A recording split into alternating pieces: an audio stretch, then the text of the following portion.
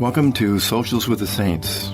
Are you looking for hope and inspiration? Grab a cup of tea or your favorite beverage and spend some time with us as we meet role models throughout church history and discuss how they can help us in our daily pilgrimage of life.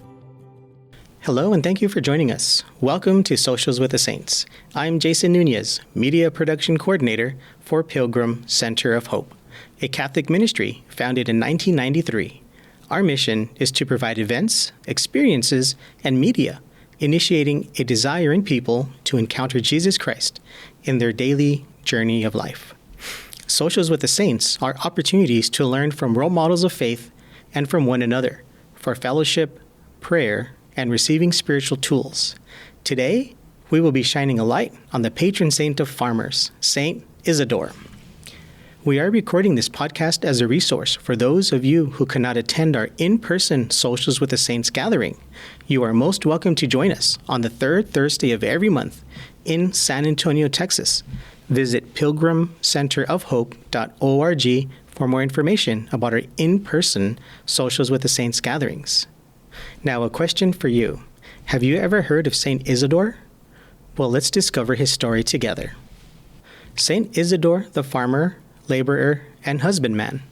He was born in 1070, although it has been reported that he was born in 1082. He passed away in the year 1130.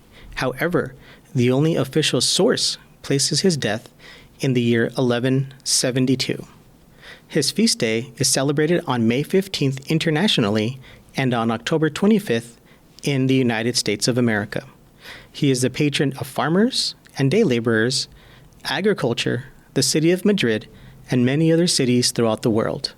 In 1947, St. Isidore was named patron of the United States National Rural Life Conference.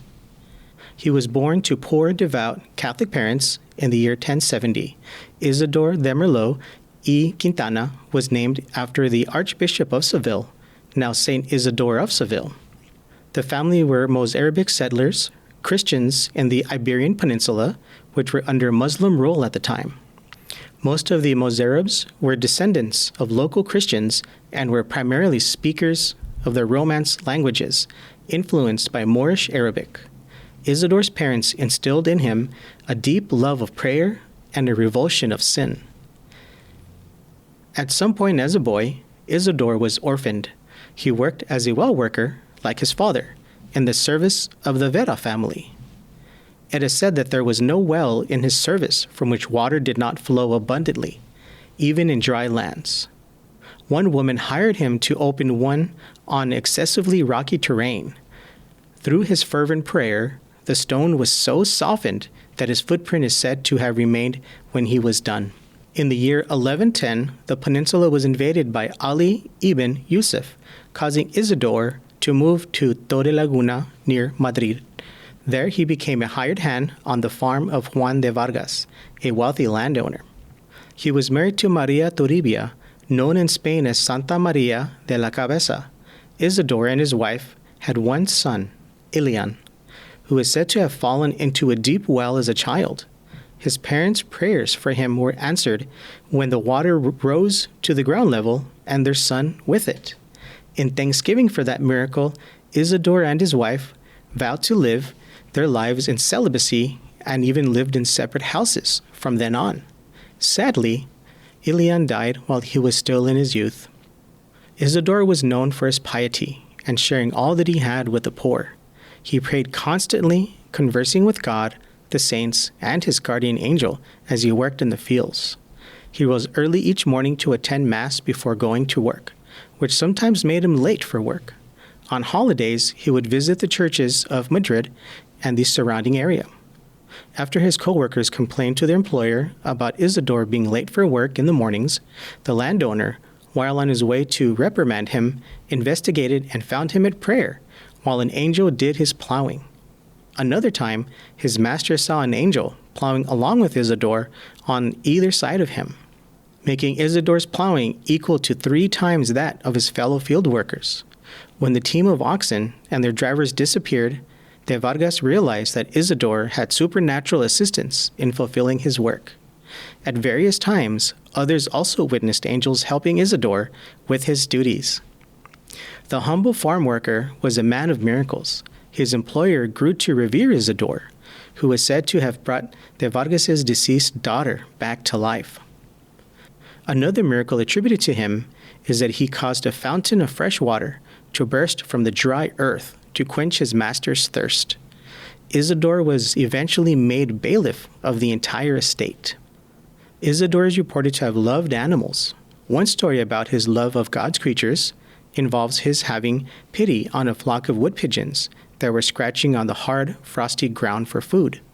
He poured out half his sack of wheat, which he was taking to the mill to have ground into flour, onto the ground for the birds. When he reached the mill, however, his bag was still full of wheat, which when ground yielded double the expected volume of flour. Yet another miracle involved his wife Maria, who always kept a pot of stew simmering on their hearth because Isidore often brought home anyone who was hungry. One day, he brought more hungry folks home with him than usual. When before everyone had been served, Maria told him the stew pot was empty. He urged her to check the pot once more. She did and found there was indeed enough stew to feed everyone. Isidore was known to share his meals with the poor to the point of only saving a few scraps for himself. He is said to have lived on what scraps remained after feeding those poorer than himself. Another example of this is the occasion of a confraternity dinner to which he had been invited. He stayed so long in the church, deeply engrossed in prayer, that the banquet was almost over when he arrived, along with the crowd of beggars. Though the host had kindly saved a portion of food for Isidore, it would not have been enough to feed all of them. However, Isidore insisted that it was, and sure enough, not only was there plenty to satisfy everyone, there was some to spare. It is believed that Isidore died at his birthplace on May 15th, 1130. His wife survived him. Due to the relationship between the saint's feast day and the arrival of good weather on the 15th of May, a saying developed in Spain: San Isidro, labrador, take away the water and put in the sun, unquote. He is traditionally asked to pray for good harvests, good weather, and even good market conditions and profitable prices for farmers and those who raised livestock.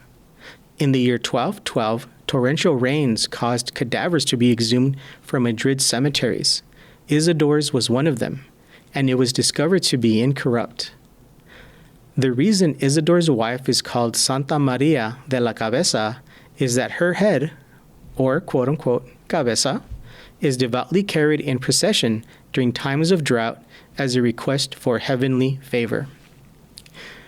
Among the over 438 miracles attributed to Saint Isidore, one such miracle is the appearance to King Alfonso VIII of Castile, during which Isidore showed him the hidden path used to surprise the Moors in the victory of Las Navas de Tolosa in the year 1212. That decisive battle was the turning point in the Reconquista of the Iberian Peninsula from the Moors and the reign of the Catholic monarchs of Spain, a very important event in Spain's medieval history. Members of Spain's royal family have been known to seek miracle cures through the intercession of Isidore throughout history, and they desired that Isidore be declared a saint. Cured of a deadly disease after touching Isidore's relics, King Philip III of Spain spearheaded the cause for Isidore's beatification.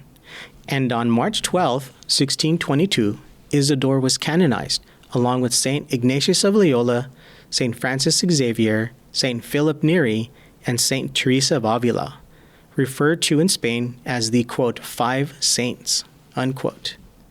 Isidore's life is a story of the dignity of work. His life is proof that ordinary life can lead to holiness. Today, the city of Madrid celebrates their patron saint annually on May 15th as a public holiday with what are known as the San Isidro festivities. The celebration begins with a pilgrimage to San Isidro Hermitage to collect and drink water from that shrine. The site is where Isidore struck a rock with his cattle prod and prayed for water to come forth for de Vargas to drink. The spring still flows to this very day. After the pilgrimage and Mass, participants move to the streets for music, dancing, markets, performances, and carnival games. It is traditional to wear at least a handkerchief around the neck or head for the day, although many also dress in the 19th century attire of working class people, who are called chalupas or chalupos. Typical dishes of the celebration include those made with lamb, as well as beef and chickpea stew, called cocido madrileño, and donuts flavored with anise seeds called rosquillas. In the evening, a procession departs from the Collegiate Church of St. Isidore and moves through the streets of the old portion of the city where Isidore and his family lived. Wow, what a story!